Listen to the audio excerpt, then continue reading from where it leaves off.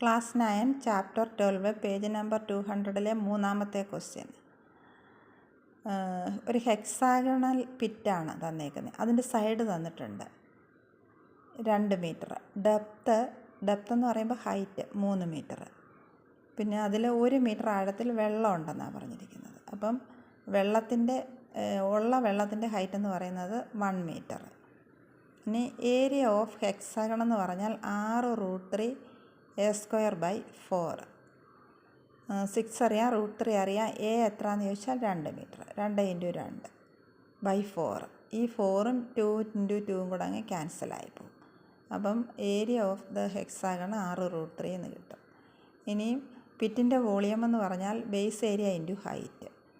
Base area 6√3, height 3 metre. അത് രണ്ടും കൂടെ മൾട്ടിപ്ലൈ ചെയ്യുമ്പോൾ 6 × 3 18, 18√3 എന്ന് കിട്ടും. ഇനി വോളിയം ഓഫ് വാട്ടറിൻ്റെ വോളിയം കാണണം. വാട്ടറിൻ്റെ ഹൈറ്റ് വെള്ളത്തിൻ്റെ ഹൈറ്റ് എന്ന് പറഞ്ഞാൽ 1 മീറ്ററാണ്. അപ്പം 6√3 × 1. Base area 6√3 × 1. അപ്പോൾ 6√3 മീറ്റർ ക്യൂബ് കിട്ടും. ഇനി മീറ്റർ ക്യൂബിനെ ലിറ്ററിലാക്കണമെങ്കിൽ 1000 കൊണ്ട് മൾട്ടിപ്ലൈ ചെയ്താൽ മതി. 1000 കൊണ്ട് മൾട്ടിപ്ലൈ ചെയ്യുന്നതിന് മുന്നേ √3 കൊണ്ട് 6നെ മൾട്ടിപ്ലൈ ചെയ്യണം. √3യുടെ വാല്യൂ 1.73. 1.73 ഇട്ട് മൾട്ടിപ്ലൈ ചെയ്യുമ്പോൾ 10.38 എന്ന് കിട്ടും. അതിനെ 1000 കൊണ്ട് മൾട്ടിപ്ലൈ ചെയ്യുമ്പോൾ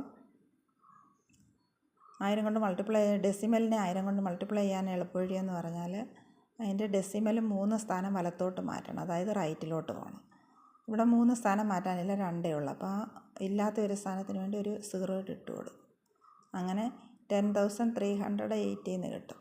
ഇനി volume of more water it can contain.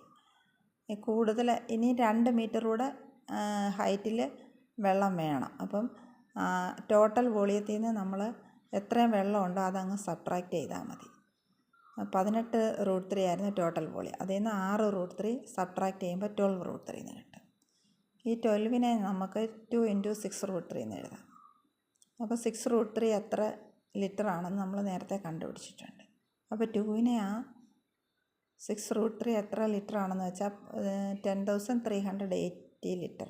അതുകൊണ്ട് മൾട്ടിപ്ലൈ ചെയ്യുമ്പം ആ പിറ്റിന് ഇനി എത്ര വെള്ളം കൂടെ ഹോൾഡ് ചെയ്യാൻ കഴിയുമെന്ന് മനസ്സിലാക്കാം. ഓക്കെ, 20,760 ലിറ്റർ വെള്ളം. ഓക്കെ.